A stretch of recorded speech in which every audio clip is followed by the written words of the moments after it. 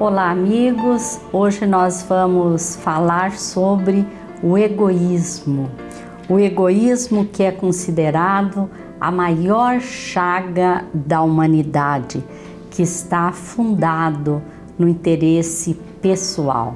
Será que existe uma forma de extirpar o egoísmo do coração dos homens?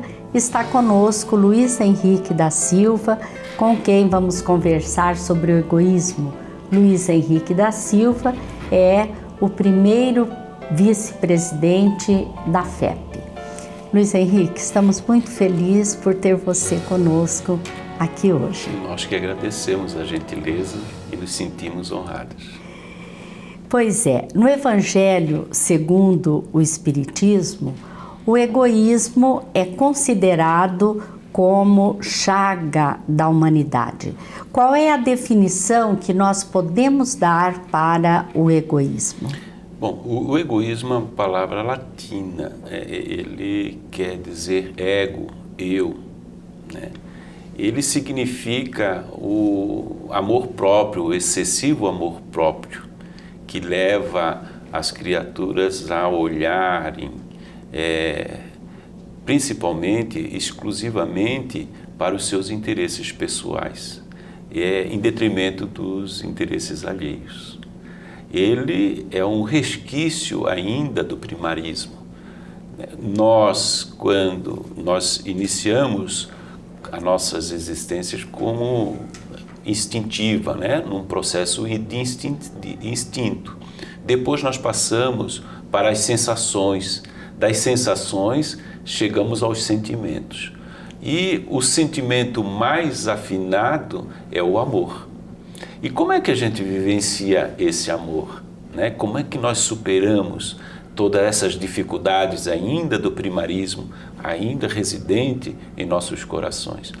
Com a prática da caridade, né? O exercício da caridade. É somente assim que a gente consegue ir superando gradativamente. O leque da caridade ele é muito abrangente.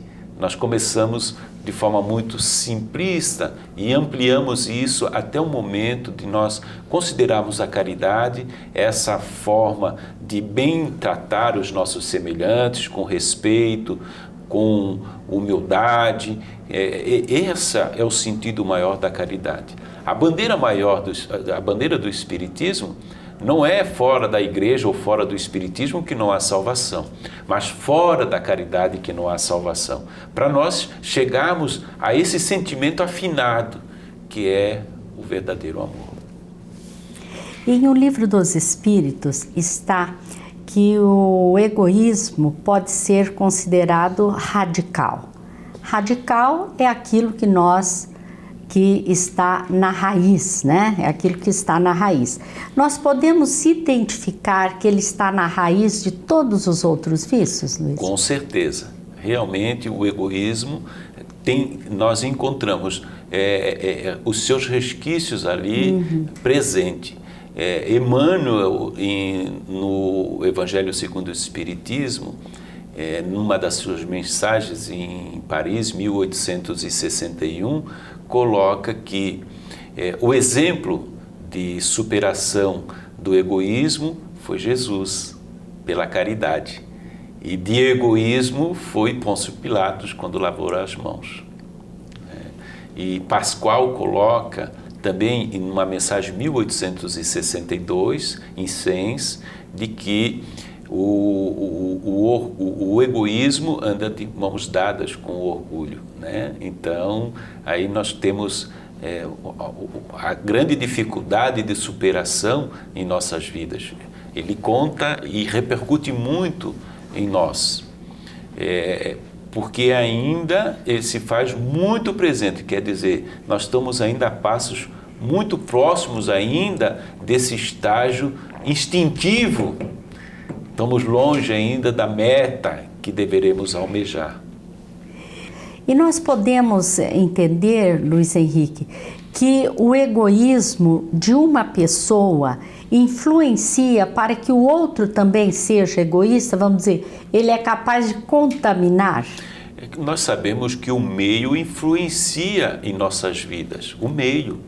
Então, se eu estou num meio de pessoas egoístas, se torna muito difícil. Às vezes a gente quer fazer o mesmo. Né? Se eu não tenho uma estrutura espiritual compatível para vencer essa chaga, a gente começa a praticá-la. Por isso, ser uma chaga da nossa humanidade, né? Da humanidade, fica muito difícil. Mas nós sabemos que se estamos num contexto de pessoas egoístas, é porque nós também somos. Né? Nós somos colocados no melhor contexto para podermos nos desenvolver. Se eu sou egoísta, um contexto para eu aprender a não ser egoísta está no meio de pessoas egoístas. Sim. É um grande aprendizado que a vida nos proporciona. E daí a importância do exemplo, né? De nós procurarmos dar exemplos positivos. Os exemplos positivos se sobressaem. Sim. Né? Porque ele sai daquela normalidade que é anormal e chama a atenção. Né? Então, as coisas positivas são grandes exemplos. Realmente. Muitas vezes o exemplo é capaz de transformar, de modificar uma pessoa, né? Com certeza. Enquanto que a palavra, às vezes, ela emociona, incentiva, mas não arrasta pessoas, né? Porque é como se você, com o exemplo, falasse com o coração. Com o coração. E dissesse, é possível, né? Isso é muito importante. Mesmo. Mas aquele que é dotado de egoísmo, o egoísta, ele sofre muito, não sofre, o Luiz Henrique? Ele sofre, mas é porque, até mesmo às vezes, é porque não sabe como fazer para ser menos egoísta, né? Sim, porque o seu relacionamento fica difícil com as pessoas, né? Porque por isso que a chave de tudo é o discernimento. A conquista da razão e do discernimento se torna tudo, porque ela é resultante de sentimentos superiores. É resultante de sentimentos superiores. É isso que a gente deve analisar. Por isso que nós devemos, buscar sempre um autoconhecimento para que gradativamente nós venhamos a nos disciplinar e conter ainda esse monstro que está muito forte dentro de nós. O altruísmo é a grande terapia que devemos desenvolver para nós mesmos, porque ela nos desperta a esse entendimento para que nós possamos nos conter, termos estrutura para nos conter e ao longo das nossas existências, das encarnações e encarnações, a gente pode ir dando passos equilibrados, tranquilos nesse sentido. De uma forma prática, analisando o momento atual que nós estamos vivendo, qual é o meio de se destruir o egoísmo? O meio de destruir é começando a enfraquecer. Como é que nós enfraquecemos o egoísmo em nossos corações? Nós enfraquecemos quando nós damos ênfase à vida moral, espiritual e menos ênfase à vida material. Fenelon nos diz o seguinte: o espiritismo bem compreendido desenvolve os princípios da caridade e da fraternidade que nos faz deixar de olhar demasiadamente para nós e sim para os outros. Essa é uma colocação de Fenelon, muito interessante. E eu me lembro que Allan Kardec também afirmou que a cura do egoísmo se dará pela educação.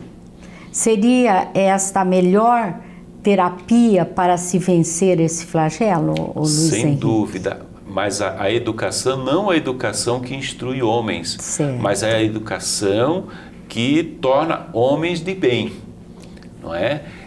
Nós vemos muito interessante nesse aspecto da educação que Emmanuel, no livro Fonte Viva, tem um capítulo 30 com o título Educa. Ele diz assim: educa que transformarás a irracionalidade em inteligência, a inteligência em humanidade e a humanidade em angelitude. Educa e transformarás a terra num paraíso, superando essas grandes dificuldades. Sim. E consequentemente, as instituições serão mudadas pela mudança do ser, porque eles estarão ocupando as instituições que também precisam mudar. Então, automaticamente, as instituições como o indivíduo mudam com a educação. Certo. E normalmente, quando se fala em educação, a gente já pensa na educação dada pelos pais. Lógico que ela é de fundamental importância, mas não somente eles são responsáveis pela educação de uma maneira geral, né, Luiz Henrique? Vejam que inicia no lar, né? Toda Sim. a estrutura e base inicia no lar. E depois nós temos o que complementa. Até mesmo quando nós falamos não a educação que instrui, mas ela é parte do processo. Porque o pré-requisito é o que torna homens de bem, mas é um complemento que virá. Não é? A educação, ela realmente modifica as estruturas que realmente precisam ser trabalhadas, porque as estruturas ainda estão com esses vícios do orgulho, do egoísmo, que são as estruturas espirituais e as suas consequências. Normalmente, a pessoa já nasce com a tendência ao egoísmo, não é? Através da reencarnação, esse vício moral pode encontrar o remédio eficaz? E por que a reencarnação vai auxiliar nesse quesito? Porque nós não conseguimos fazer todas as mudanças numa única existência. É um processo natural de lapidação. Veja que ainda de tantas existências que nós já tivemos,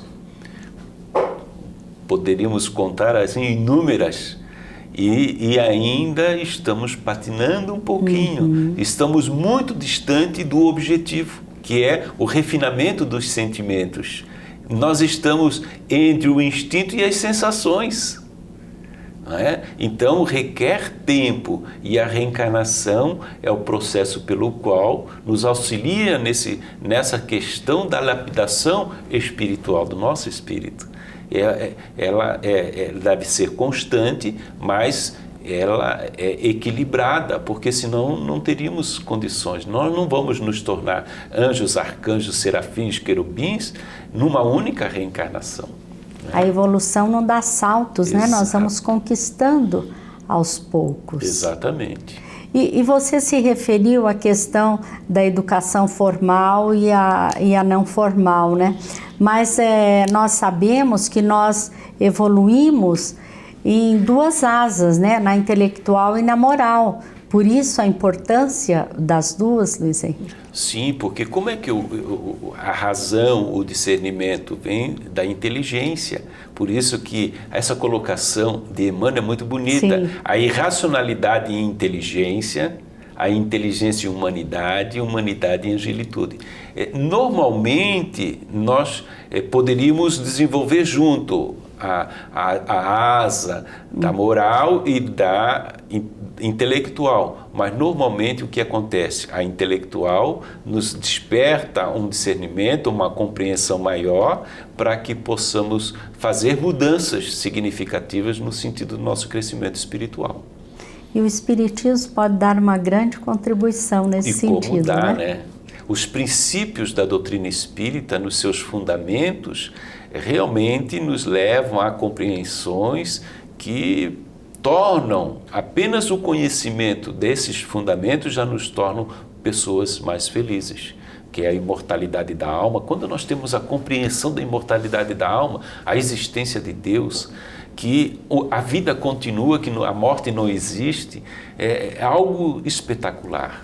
E principalmente o entendimento da lei de ação e reação.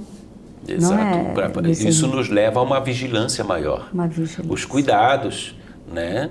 De nós não levarmos situações, débitos conosco, mas sim uma bagagem mais bem preparada quando retornarmos à pátria-mãe. Porque a estada aqui numa reencarnação, diante da imortalidade, é muito pequeno. A contagem de tempo é insignificativa em relação à imortalidade. Certo. A certeza de que tudo aquilo que nós semeamos, nós colhemos, né, nos faz refletir um pouco mais. Exatamente. Né? Luiz Henrique, muito obrigada pela sua participação. Foi muito bom ter você conosco. Nós que agradecemos. Agradecemos a todos vocês que mais uma vez estiveram juntos conosco. Esperamos estar juntos no próximo programa e muita paz a todos. Abraço de filho deveria ser receitado por médico. Há um poder de cura no abraço que ainda desconhecemos. Abraço cura ódio. Abraço cura ressentimento, cura cansaço, cura tristeza. Quando abraçamos, soltamos amarras. Perdemos por instantes as coisas que nos têm feito perder a calma, a paz, a alma. Quando abraçamos, baixamos defesas e permitimos que o outro se aproxime do nosso coração. Os braços se abrem e os corações se aconchegam de uma forma única. E nada como o abraço de um filho. Abraço de eu amo você. Abraço de que bom que você está aqui. Abraço de ajude-me. Abraço de urso. Abraço de até breve. Abraço de que saudade. Quando abraçamos, a felicidade nos visita por alguns segundos e não temos vontade de soltar. Quando abraçamos, somos mais do que dois. Somos família, somos planos, somos sonhos possíveis. E abraço de filho deveria sim ser receitado por médico, pois rejuvenesce a alma e o corpo. Estudos já mostram com clareza os benefícios das expressões de carinho para o sistema imunológico, para o tratamento da depressão e outros problemas de saúde. O abraço deixou de ser apenas uma mera expressão de cordialidade ou convenção, para se tornar veículo de paz e símbolo de uma nova era de aproximação. Se a alta tecnologia, mal aproveitada, nos afastou, é o abraço que irá nos unir novamente. Precisamos nos abraçar mais. Abraços de família, abraços coletivos, abraços engraçados, abraços grátis. Caem as carrancas, ficam os sorrisos. Somem os desânimos, fica a vontade de viver. O abraço apertado nos tira do chão por instantes. Saímos do chão das preocupações, do chão da descrença, do chão do pessimismo. É possível amar de novo, semear de novo. É possível renascer.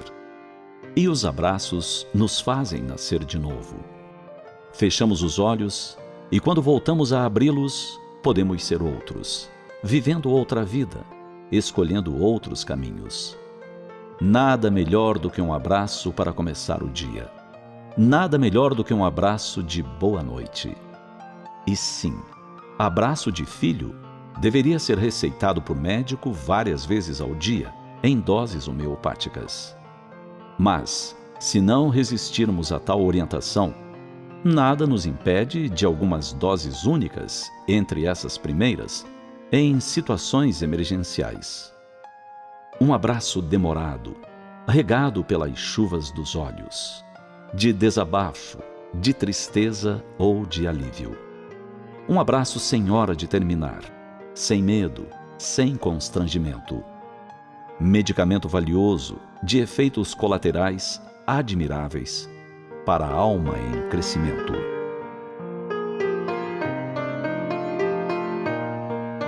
Mas, se os braços que desejamos abraçar estiverem distantes, ou não mais presentes aqui, o que fazer?